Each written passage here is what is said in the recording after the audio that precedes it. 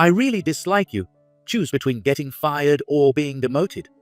I was stunned by what the executive vice president, Chris, said to me.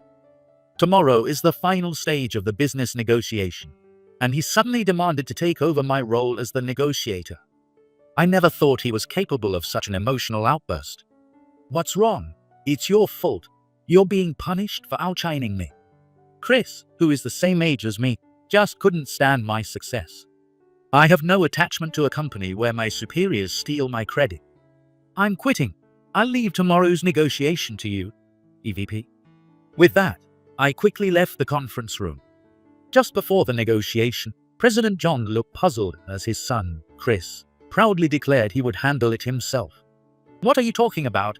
This matter was supposed to be handled by Mike. I fired him yesterday," Chris said proudly, making his father glare at him.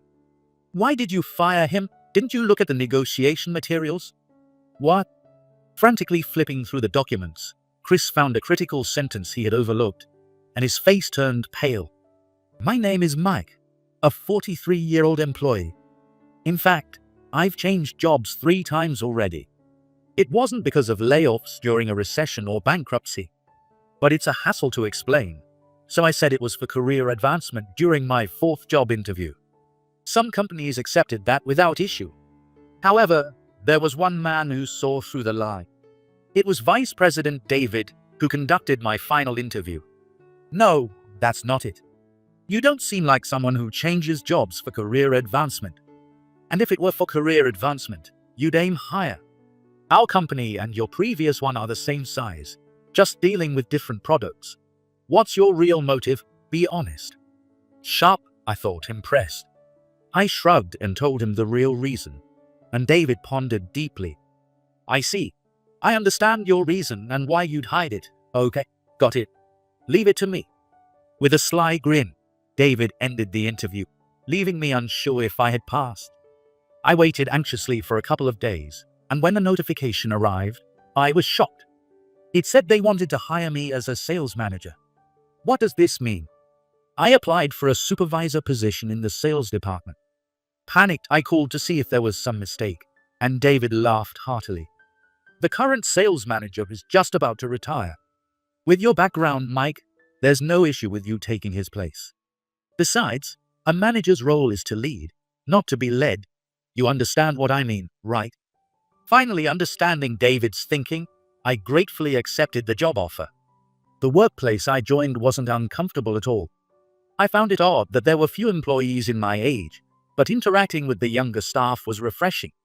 Even though I entered with a manager's status, I thought I might struggle with the transition, but there were no problems at all. The retiring sales manager, who was already mentally checked out and dreaming of fishing trips, generously shared his work tips with me. My subordinates also preferred having a younger boss over the current tech-averse manager. However, there's always someone who wants to complain. 6 months later, when I started giving orders in place of the retired sales manager, EVP Chris was the one who openly criticized me. I still remember his first complaint. "We submit consolidated business negotiation reports to the executive meeting every month." But he was the only one who insisted that I should have sought his instructions beforehand.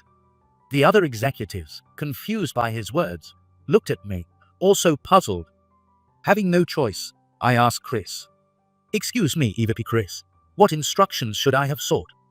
Chris, unable to hide his irritation, started throwing complaints at me. "Listen, you just took over from your predecessor, right? You're like a rookie driver. So before you take any action, you should check with me or the other executives to make sure it's okay." Comparing me with my experience at several companies to a rookie driver was quite the stretch. While I was trying to figure out how to respond, David skillfully intervened.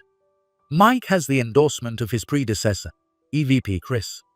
I've also interviewed the sales staff, and they say it's easier to work now than before. I believe we can trust Mike to handle things." The other executives nodded in agreement with David's convincing words. President John, still looking displeased with Chris, reprimanded him. "There's an old saying, a person with high abilities can't perform if they're constantly second-guessed. From now on, negotiations will be managed by the sales department and Mike." Understood. I thought that was the end of it. But Chris must have been annoyed that David and John had backed me up. After that, he started causing small disruptions across the sales department. Again, how many times has it been now?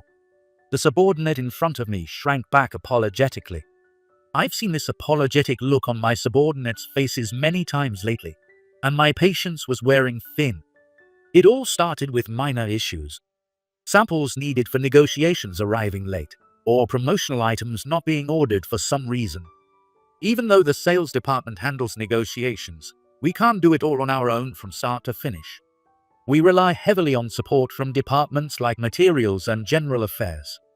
However, lately, we haven't been getting that support. The reason behind this was Chris. Of course, each department has its own supervisors, but no one can go against the directives of EVP Chris. When Chris directly told them to delay the arrival of samples or to prioritize other orders over promotional items, they complied. I don't entirely blame them, though it would have been nice if they'd informed the sales department beforehand. Up until now, my subordinates managed by using alternative samples or other solutions to deal with the delays. But finally, we uncovered sabotage that could decisively damage our negotiations. We had reserved a room at a hotel for the meeting, but it was inexplicably cancelled yesterday. When we checked with the hotel, they told us that someone from our company had called to cancel the reservation. I was certain it was Chris's doing. We could inform our clients and change the meeting location, but making a last-minute change might cause suspicion that we were up to something. If one side becomes paranoid, even a negotiation that should go smoothly can become much more difficult. To successfully conclude the deal, we might have to make significant concessions, which would mean losses for our company. With this in mind, I decided to confront Chris directly. I couldn't let Chris's sabotage delay the negotiations any further. Most importantly, it would be too cruel to let my subordinates' hard-earned appointments go to waste because of this. Fueled by determination, I barged into the EVP's office, but as expected, Chris insisted on his innocence. The hotel room was cancelled. What does that have to do with me? It's your mistake. We reserved the room months in advance. A sudden cancellation like this couldn't be a mistake by my subordinates. The only people who knew the room number were the subordinate who booked it, me, the client's representative, and the finance team member handling the payment. Naturally, the finance department was under Chris's control. Still, he tried to play dumb. This is pointless. Instead of making these accusations, why don't you focus on getting more appointments? Whether it's an accusation or not, we can confirm with the hotel. They record all calls for their protection. If we get a copy of the recording and compare it to the voices of our finance team members, we'll know the truth immediately. Chris fell silent at once. He always clammed up when things turned against him. Although I could have pressed him harder, I decided that securing the upcoming negotiation was more important than dealing with him right now. The negotiation you're sabotaging is going to be a major one. If you interfere any further, I'll take this to the president. Playing the call recorded at the executive meeting will make the president believe me instantly. He might protect his son and turn against me, but if that happens, I'll resign. With that determination in my voice, Chris looked away. However, I might have been naive to think this would be the end of his interference. Instead of stopping his petty sabotage, Chris decided to take my work away at the worst possible moment. Despite the disruptions, including the hotel room change, the negotiation was nearing the successful conclusion I aimed for. Tomorrow, the top executives would arrive to finalize the contract. At least, that's what I thought until I was summoned to the EVP's office first thing in the morning. I can't leave an important negotiation to someone like you, so I'll take over. Don't worry about it. Why? What have I done wrong? Chris frowned. That's exactly the problem. Why can't you just say yes to orders from your boss? I really don't like you. Choose between getting fired or being demoted. We don't need you for this job. Tomorrow was the final stage of the negotiation, and Chris's demand to take over as the negotiator left me stunned. I never imagined he would make such an emotional statement. What's wrong? It's your fault. You're being punished for outshining me. Chris, the same age as me, couldn't stand my success. He had been secretly sabotaging me. But seeing me overcome those obstacles and stand on the brink of closing the deal, he finally decided to act directly. When I stayed silent for a while, Chris spoke with a gleeful expression. "You were getting cocky just because you speak only English. Right? Your resume shows you worked at 3 different trading companies. We've got plenty of people who can speak English at your level here." I almost asked how he knew the details of my resume, but then I remembered that human resources was also under Chris's control. Knowing him, he probably forced the HR manager to show it to him. "EVP, what's your point?" I asked calmly, and Chris snorted. "I'm saying, don't act all high and mighty just because you speak only English. I can speak English too. So we don't need you for tomorrow's negotiation." Chris genuinely believed that my business English skills were the key to finalizing the deal. His misunderstanding was laughable, but I didn't feel like correcting him. Besides, I have no attachment to a company where superiors steal the credit. "I'm quitting. I'll leave tomorrow's negotiation to you, EVP." With that, I quickly left the conference room. Angry and determined to pack my things and leave, I headed to the sales department and ran into David by chance. "What's wrong? Why do you look like that?" Seeing my stern expression, David seemed to sense something was up. David invited me to his office and asked what had happened. So, I laid out all of Chris's misdeeds, including the previous sabotage. After hearing everything, David closed his eyes and looked up, deep in thought. Was he going to say he couldn't believe me either? If so, I was ready to leave quietly. Just as I steeled myself for that possibility, David spoke. "EVP Chris, he did it again." There was a hint of bitterness in his tone. "Again, what do you mean by that?" Instead of answering, David responded with another question. "Mike, didn't you find it strange in the executive meetings?" What was strange, I wondered. Seeing my confusion, David gave a small smile and answered, "No one your age except you attended those meetings, right?" At first, I thought it was simply because the people in those positions were older, but then I realized that can't be right. Even for a mid-sized trading company that handles a wide range of products, it doesn't make sense. Even if the senior executives happen to be older, people like my predecessor, the sales manager, would eventually retire.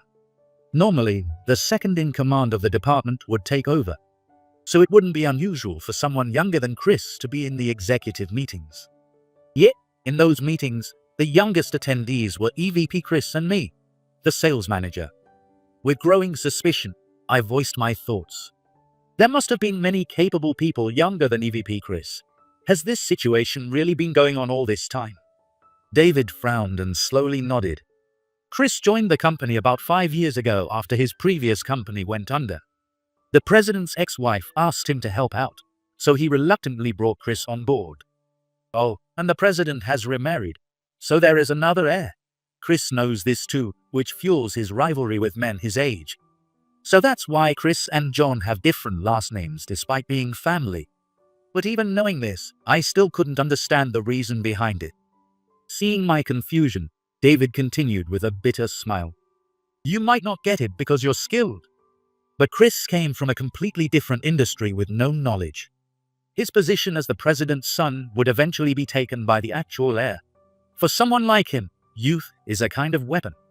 Even if he is considered young, he's in his 40s. Seeing my perplexed expression, David patiently explained further. "You see, before you joined, EVP Chris could say whatever he wanted.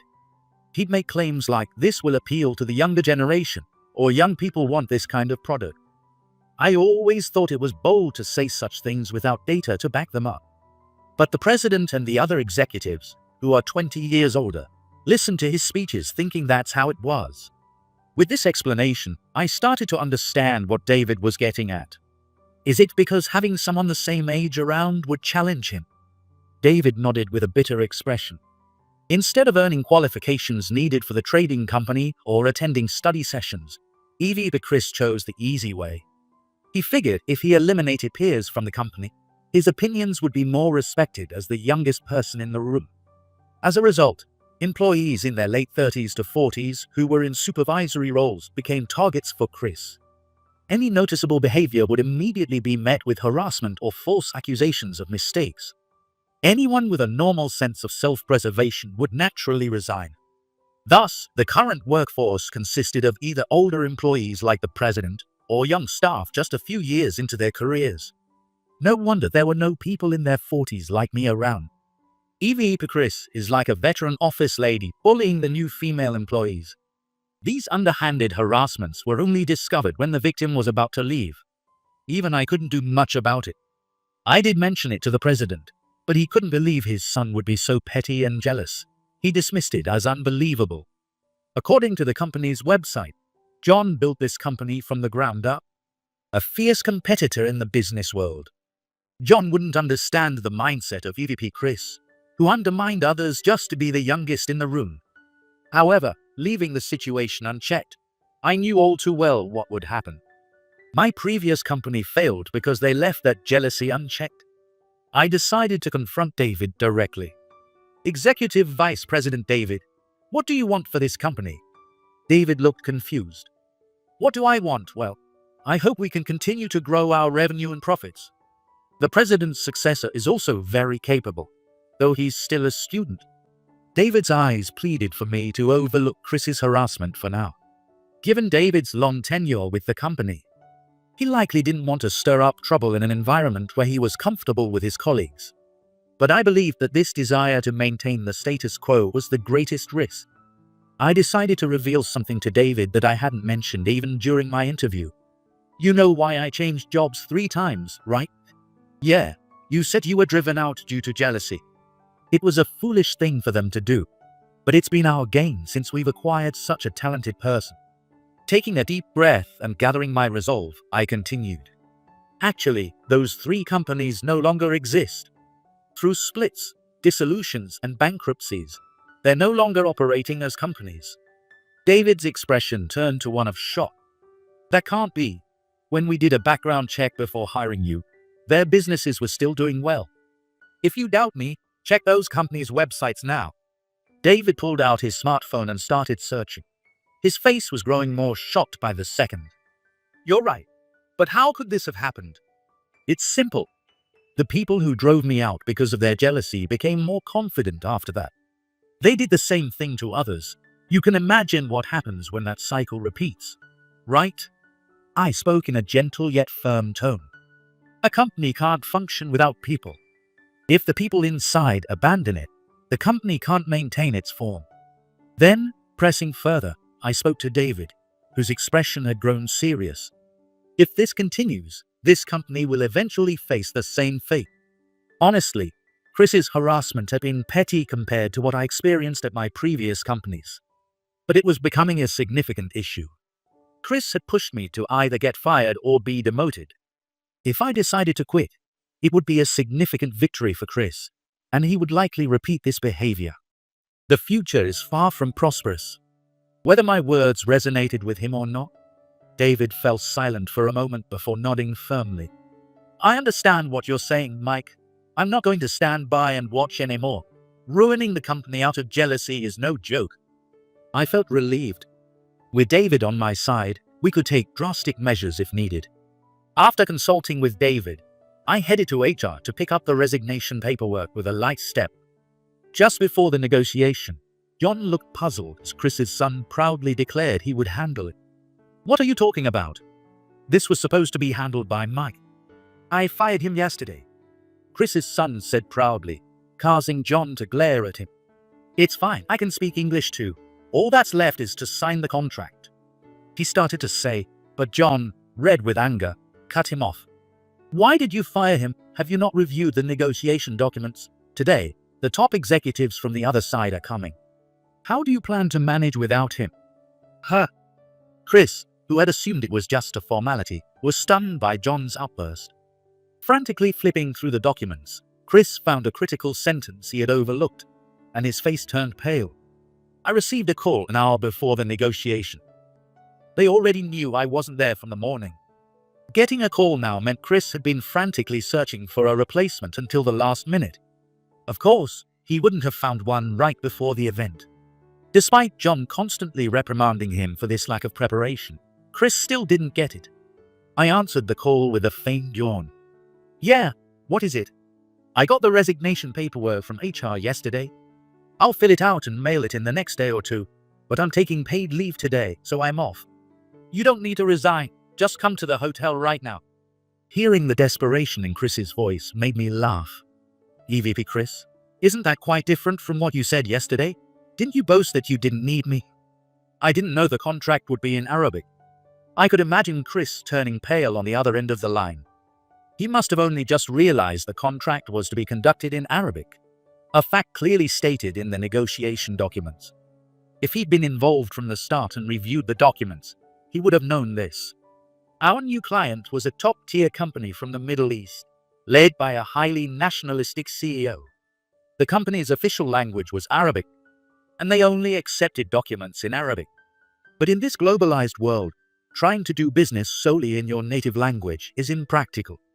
That's why we always conducted negotiations in English when contracting with foreign companies. In these cases, only the agent with authority would be involved, and the top executives would stay in the background. The top executives only appeared at the very end, which was quite challenging. This is because the top executives would only sign the contract if the negotiation was conducted in Arabic, and the process was explained based on documents prepared in Arabic. Despite being a top-notch company with a desirable market, few international partnerships existed because many companies couldn't overcome this hurdle. However, I had made a good impression from the start by occasionally negotiating with the agent in Arabic. My specialty is speaking 7 languages. Telling a joke in Arabic is a piece of cake for me. But if the negotiation lead suddenly changed, and the top executive, who had been assured by their agent that this company was reliable, was only addressed in English, it would clearly be a disaster. The top executive would feel insulted, and the deal would fall through. It's clearly stated in the documents, isn't it? I didn't know isn't an excuse. Well, good luck. As I dismissed him, Chris, now desperate, started accusing me. Wait, you only speak English. Why didn't you put that on your resume? That's fraudulent hiring. I couldn't help but laugh. Fraudulent hiring? Are you serious? If I had lied, that would be one thing. But not listing all my qualifications isn't fraud. And besides, I never said I only spoke English. I added, as Chris replied in a resentful tone. Why didn't you make such an impressive skill public? That's strange. If Chris had the same skill, he would brag about it and use it to his advantage at every opportunity. That's the crucial difference between us. But I didn't owe him any explanation. More importantly, what are you going to do about the negotiation? If things continue like this, it's almost certain to fall apart. I heard a low, growling sound from the other end of the line, followed by the sound of teeth grinding as Chris spoke. I'll step down. I'll tell my father. The president. Excuse me, but it would be inconvenient if you twisted the facts when you talk to the president. Can you put him on speakerphone and clearly explain to him why you tried to remove me from the negotiation? I heard a pained voice, but he had no time left to mull it over. The moment Chris started speaking, I knew I had won. The negotiation was successfully concluded. I arrived at the hotel room 10 minutes late and began the negotiation. I advised Chris to avoid speaking English for those 10 minutes. Amusingly, he had memorized the Arabic phrase, "Mike will be here soon," and kept repeating it doggedly. The reason I could arrive just 10 minutes late was that David had booked me a room on another floor of the hotel.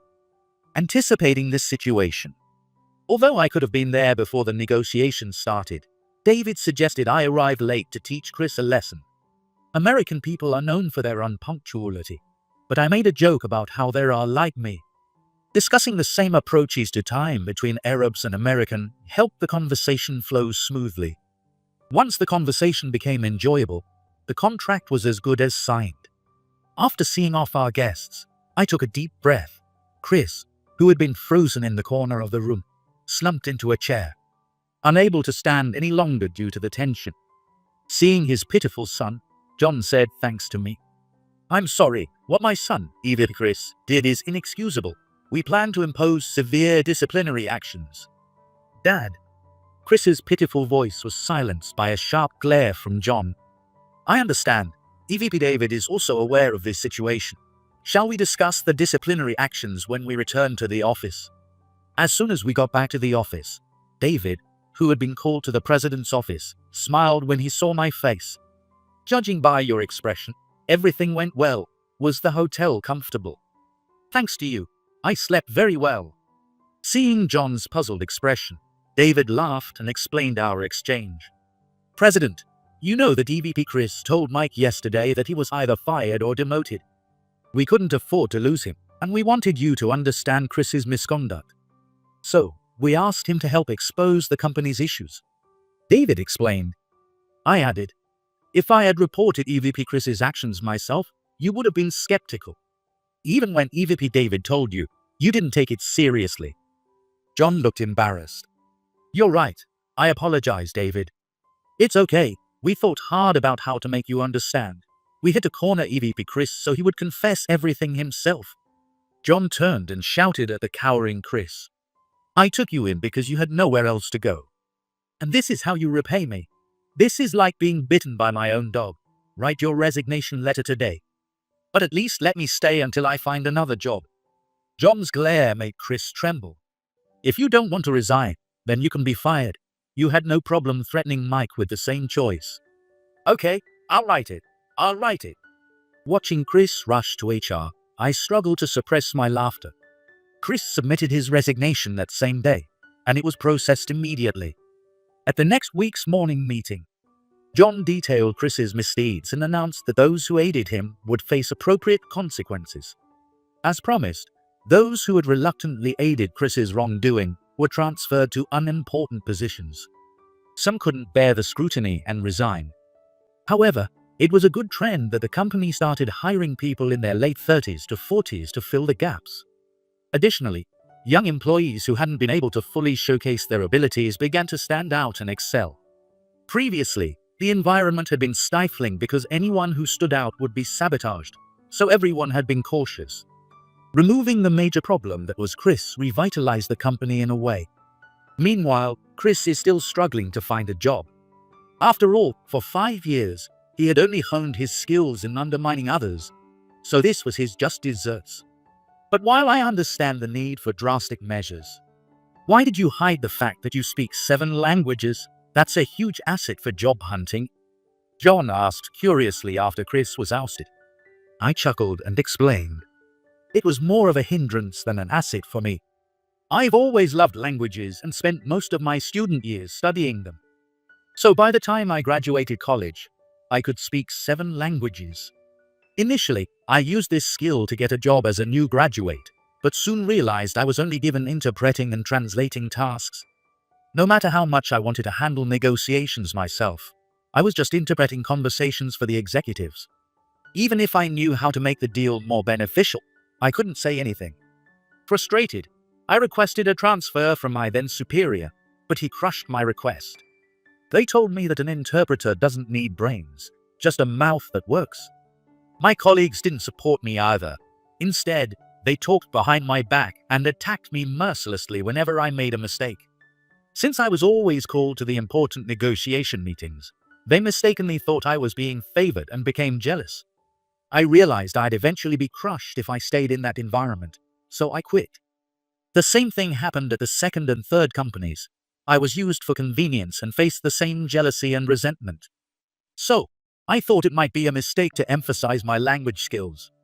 That's why I mentioned career advancement during my interview at the 4th company. David saw through that lie immediately. Mike told me how the companies fell apart after he left.